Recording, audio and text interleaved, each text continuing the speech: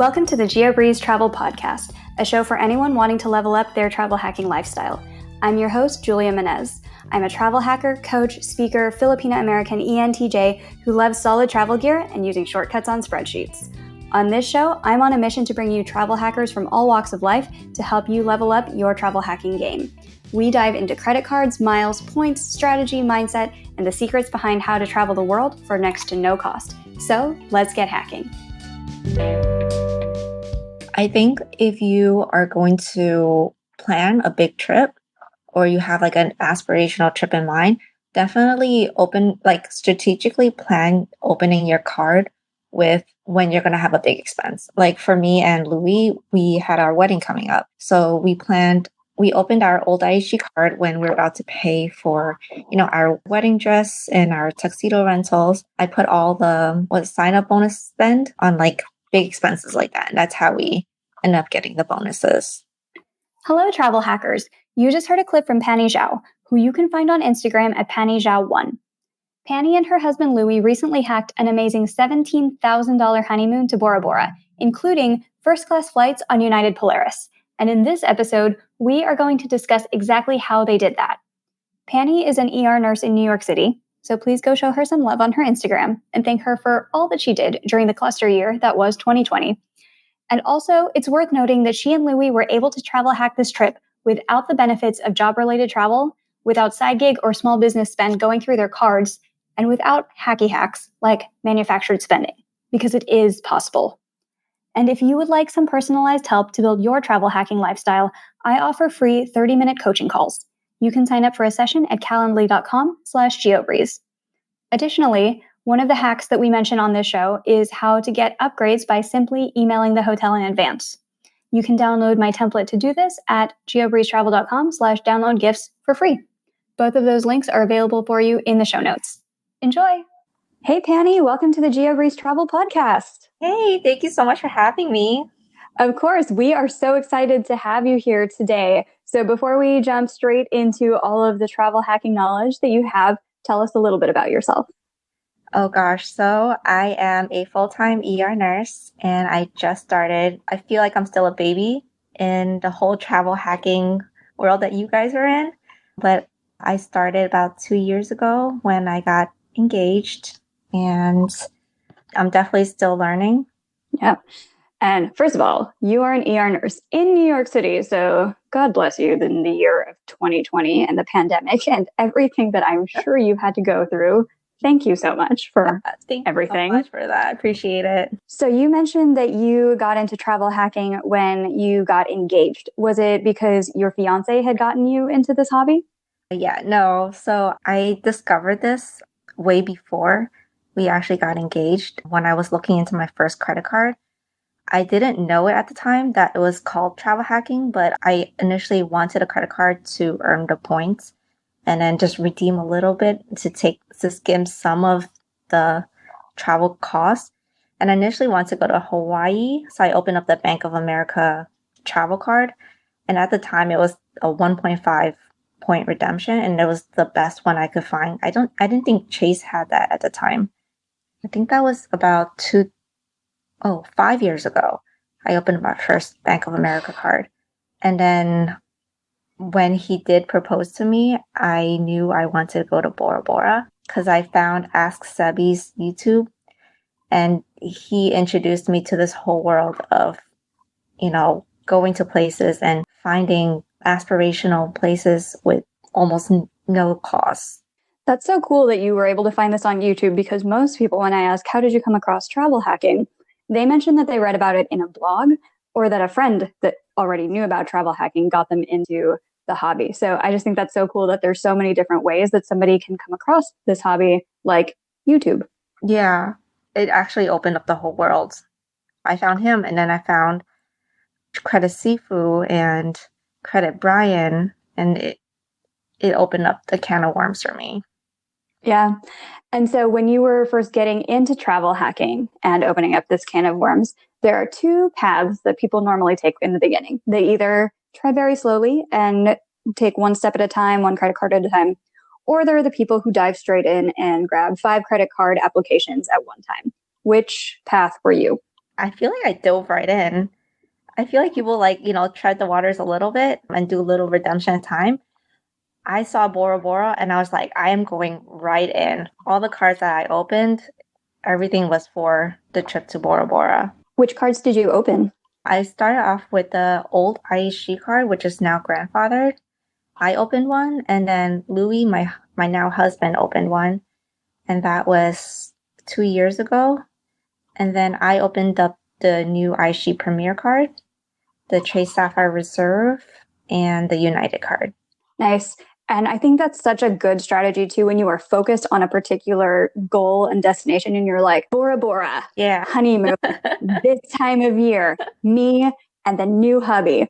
Yep. And it works so much better that way when you are laser focused and you can say, okay, these are the credit cards that I need in order to get the flight to Bora Bora, the hotel in Bora Bora, my hubby to Bora Bora, everything. I'm just going to get some Chase cards and some Amex cards. And then, maybe here's some hotel cards and some flight cards. And all right, where can I go with these 18 cards that I've now opened without a plan? Yeah. If you have a plan, it's just so much easier to say, oh, I have now fulfilled that one plan. And then it's just so much more streamlined and efficient to approach travel hacking that way. Absolutely. Absolutely. And I actually don't know how to do it the other way, where you open up a bunch of cards and figure out where you want to go from there. Like, I've only known one focus.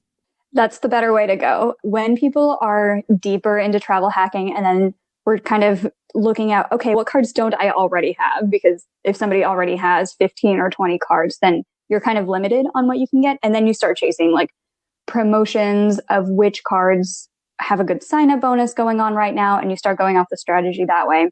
And by that time, you already have a good idea of who are the transfer partners? Where can you go with this card? How can you leverage this card? But when you're doing that, it takes so much more breadth of knowledge, where instead, for anybody who's first starting out, if you say, I just want to go to France and stay right next to the Eiffel Tower, and I live in Nashville. What flights go from Nashville to Paris, and what hotels are in this area that I want to stay at? Oh, absolutely. That's 3 questions, which is way easier than, so there's 30 cards available on this website. Where do they all go? Mm-hmm. That's 30 questions. So I love the focused approach that you have. And that's exactly what we did. So I laser focused on Bora Bora, and I knew exactly what hotel I wanted. I wanted the Intercontinental, the Lasso, and I wanted to fly United. So I did everything focused around that. Perfect. And you just intuitively knew how to do this, or was this advice from the YouTube channels that you were watching? So it was actually from that one YouTube video from Ask Sebi. It was called How to Go to Bora Bora for Free. So you were just like, I'm going to do this. Yeah, exactly. I kind of did exactly what he said. He said, have a player too. So it was me and Louie, and we both opened up the old grandfathered IHG card. And at the time when we opened it, we could get the free anniversary night to any IHG hotel. And then within 1 year of after opening, that redemption offer got canceled, and it downgraded to 40,000 points a night redemption for the anniversary. So the hotel that you use this at, remind us again, what hotel is this and how much would it have cost if you had to pay for a night at this hotel? So the hotel was the Intercontinental The Lasso, and it would have cost, I think, $1,154 a night. And I redeemed each night for 70,000 points. Very cool. What makes this hotel so expensive? Oh, God, because it's over the water with the Intercontinental The Lasso when you redeem with points versus its sister resort, Le Moana, which is about like a 15-minute boat ride. You automatically get the overwater bungalow. You don't get what the sister resort, Le Moana, offers with the same amount of points, the 70,000 points. You only get the beach bungalow, and then you'll have to hope to be upgraded to an overwater bungalow. So if you book with points, you get automatic overwater. Yep. And what is there to do on this resort other than go swimming and take 10 million Instagram photos, which I assume everybody is doing at this resort because I looked it up online and it looks beautiful. Mm-hmm. What's there to do in this resort? They offer free paddleboarding, free kayaking. They have a spa there, which actually did cost a lot. I didn't go, but it looked beautiful. The spa had a glass floor so you could watch the little fishy swim under you. They have a little snorkeling pool. And then at the back of the resort, not a lot of people know this, at the back of the resort, it's where whales tend to migrate. So at the time when we were there, it was whale season. So a lot of whales were mating. And you can actually just stand there and watch the whales jump over the water. That is a next level travel hack right there, knowing where the whales hang out. What month is whale season? I think it was when we went in October. So it was like September, October, November. Cool. And what is the food situation on this resort? They have a 5-star restaurant, which is hell expensive. And then they have, I think, 1 or 2 other restaurants. We only ate at one of them. I honestly forgot the name. I'm so sorry. Oh, you're fine. And did you go to the hella expensive restaurant or the other one? No, the other one. Okay. Were you able to get free breakfast with any of your card statuses? No, but we got 50% off the breakfast buffet, which would have cost $50 per person. But when we went and with our hotel status, we got 50% off. So it was like $25 a person. That's not too bad. Yeah. Because this grandfathered IHG card, which is now the IHG Premier, this gets you automatic platinum status. Yeah. Is that correct? Yeah. And that actually got us an upgrade from the Emerald Villa, which is just a land view. Like when you look out your hotel, you only see the hotel. I mean, you see the beach. But with the status, we got upgraded to the Sapphire, and we got a view of the mountain from there. The ocean and the mountain. Yeah. That's incredible. Did they do anything special since it was your honeymoon as well? I mean, they gave us a welcome platter. Other than that, and the upgrade, not really. I don't think they really knew it was our honeymoon either. Sometimes you're just like, hey, it's my honeymoon. Then they'll upgrade you to like the even bigger one where they're like, oh, we have an overwater house. Oh my God, I should have done that. I'm so bad at talking ourselves up, but I'll do that. I'll tell Albert. Next, maybe anniversary or something. Yeah. Then you can. I actually have an email upgrade template that I use to get free upgrades everywhere. Oh. So you can find it at geobreezetravel.com/download-gifts. And I'll include it in the show notes as well for everybody. Awesome. But yeah, I've used that hotel upgrade email to get so many upgrades around the world. I think we had $1,000 night free in Maui, Hawaii. Oh my God. And it was in Copenhagen, Denmark. And they upgraded us to this suite because one of the doors was broken in the suite. And they're like, instead of fixing this, we're just going to upgrade regular people. And then they're going to be very happy to stay in this mega suite with this broken door. And they gave us a platter of Danish goods, which was really excellent because all of the food in Denmark was very expensive. And so we were able to just eat pastries for dinner. Oh my God, that's great. Yeah. So tell us a little bit more about the flights that you took in order to get to Bora Bora. You said you flew United? Yeah. So when we first booked it, Louie actually had his Chase Sapphire preferred card, and he just hoarded all his points. He hoarded his sign-up bonus and all the points that he got from spend, I think, over 3 years.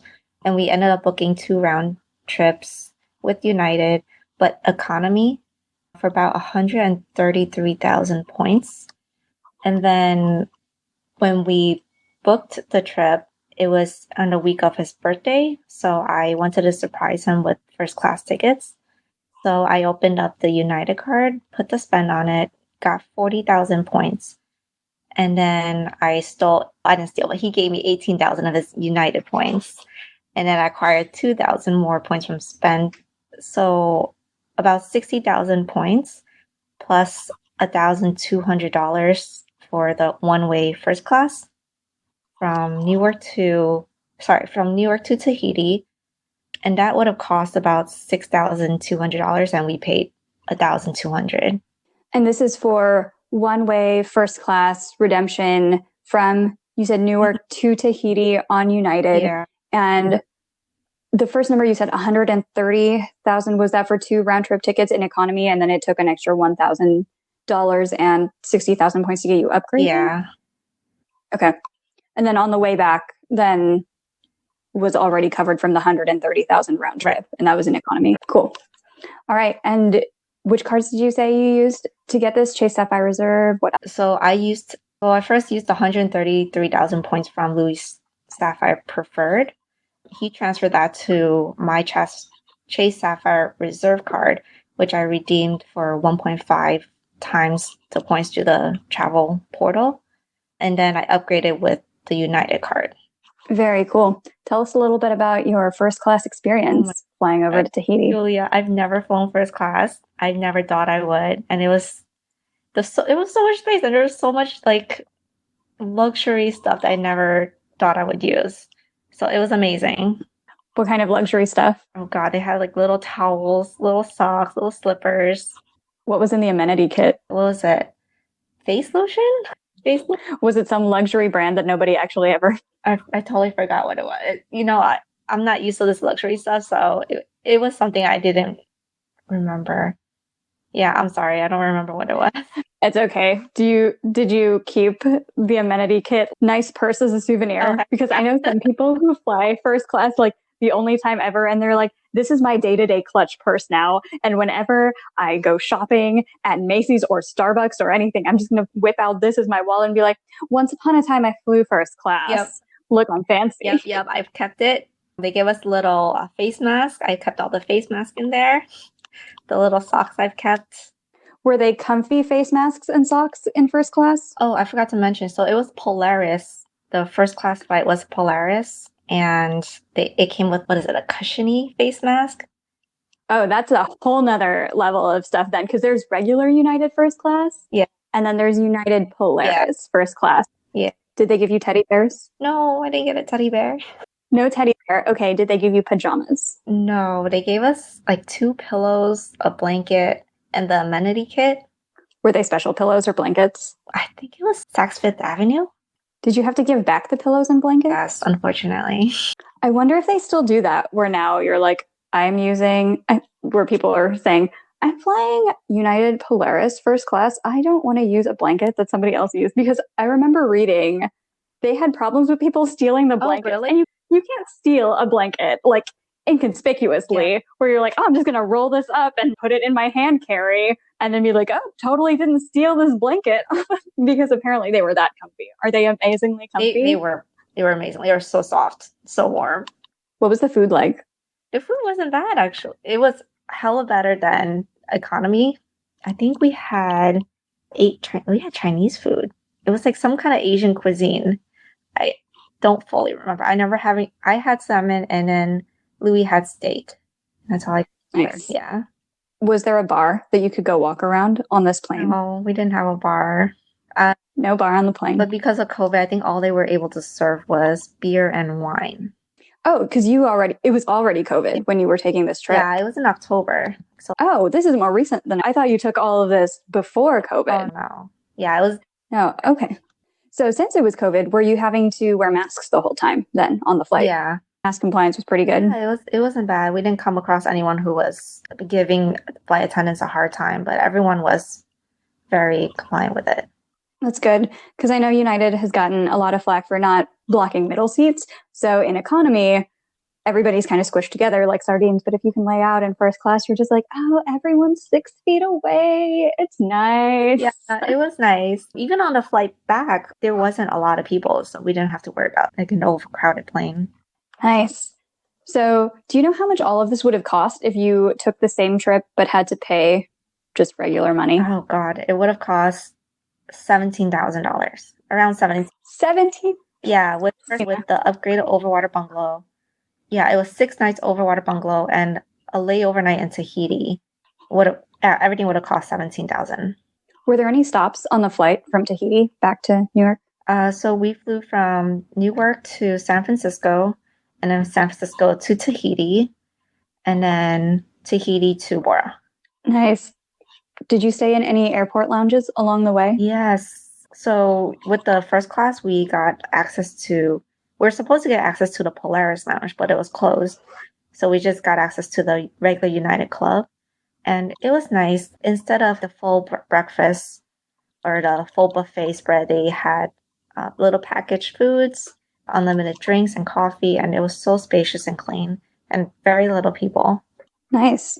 All right. So, any other details of this amazing trip that we haven't touched on? We talked about flights, hotels, lounge. Was there anything else that you came across during this trip where you were just like, this is the life?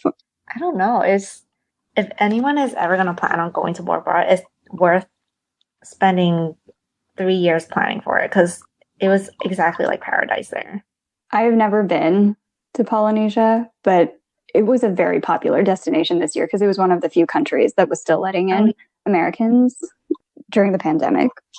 So it looks amazing. So before we went, we actually had to do a COVID test 3 days before and then bring a negative result to even board the plane. So they're actually really good about the whole COVID situation. And then coming back, did you have to get tested as well before getting on the plane? They wanted us to test 3 days before, and then we had to test again 3 days after when we arrived there. So we had before boarding to come back to the US. And they just have an on-site clinic at the resort in case anybody feels like they're getting COVID or just to get tested or anything like that. They actually gave us little self-test kits that we did ourselves in the hotel room. And I don't know about the clinics there, but Bora Bora had its own town on the main island, and they had a little clinic there. But if anyone did get sick, they would go straight to Tahiti, where the bigger hospitals were.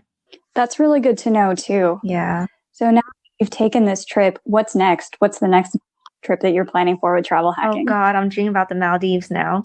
What's the plan? Have you started planning it? I'm trying to. I'm just going to try and rack up as much UR points because that's just my favorite travel currency. I don't know much about Amex points, but I just feel like the whole UR, the ultimate reward ecosystem's so easy to, get a grasp on. It's definitely one of the best recommended ones for people just starting out, where you're getting either Chase Sapphire Preferred or Chase Sapphire Reserve, and then being able to use what they call the trifecta of cards, where you have one of those gateway cards and then a way to get 5x points somewhere, and then another card like the Freedom Ultimate that gets you 1.5 everywhere else where you normally wouldn't get a good redemption. So which Chase cards do you already have in your wallet? I just got the Chase Ultimate Flex one, yeah. So I'm going to add that to my Chase trifecta. I don't really have a trifecta. I have that Chase Freedom, and then I have the Chase Sapphire Reserve. So that's my whole strategy right now. Cool. And then how about your player two, Louie? What does he have as far as cards right now? He has the old IHG, and he has a Chase Sapphire Preferred. And I'm going to try and convince him to open up the Hyatt. Yeah, but Hyatt's a good card, and Maldives is a great goal. That one looks amazing as well. Yeah, I know it's going to take 100,000 points. So it's a lot more to work towards. 100,000 points for both of you round trip? It's going to take 100,000 points a night at one of the intercontinental hotels in the Maldives. Sorry, I should have been more specific. Okay, so one night, 100,000 points on the IHG system. Yeah. Okay, and then how about flights? Have you looked into what flights would cost for the Maldives? Not yet. Okay, but yeah, you have some time because these trips take a long time to plan. And sometimes people kind of internally freak out where they're like, I'm only taking one of these big trips every 2 or 3 years, but the points guy is just traveling every month to one of these places. Yeah, not all of us can be Brian Kelly. And I think it's completely normal to only take one of these big trips every couple of years because it's so easy to just get wrapped up in Instagram and be like, why am I not consistently pumping out content like these people who are always in Polynesia? And yeah, it's just not everybody can do that. And it is completely a normal travel hacking experience to do one of these big trips every couple of years or to do a bunch of little trips like every other month. So it's just whatever travel hacking style somebody wants to pursue in their life. Absolutely. Well, cool. Can you tell us any unique viewpoints that you've developed on travel hacking since you started getting in the game? Unique viewpoints? Oh my goodness. So I never knew that you could be rewarded so well with being good with money. Like just paying off your credit cards and actually redeeming points where you go on aspirational trips. Whoever thought about that, you know? Yeah, a lot of people who are not in the hobby yet think it's a scam for multiple reasons. And as long as you stick with certain fundamental principles, it really does reward you so well for just having personal finance together. Yeah, it's like it's opened up a whole new world. Yeah, if you can just get your credit card bill paid off in full, every statement balance, full statement balance every month. And so you never have to pay interest on your credit cards. And then you have a good focused plan for knowing where you want to go and what credit cards it's going to take to get there. Helps so much.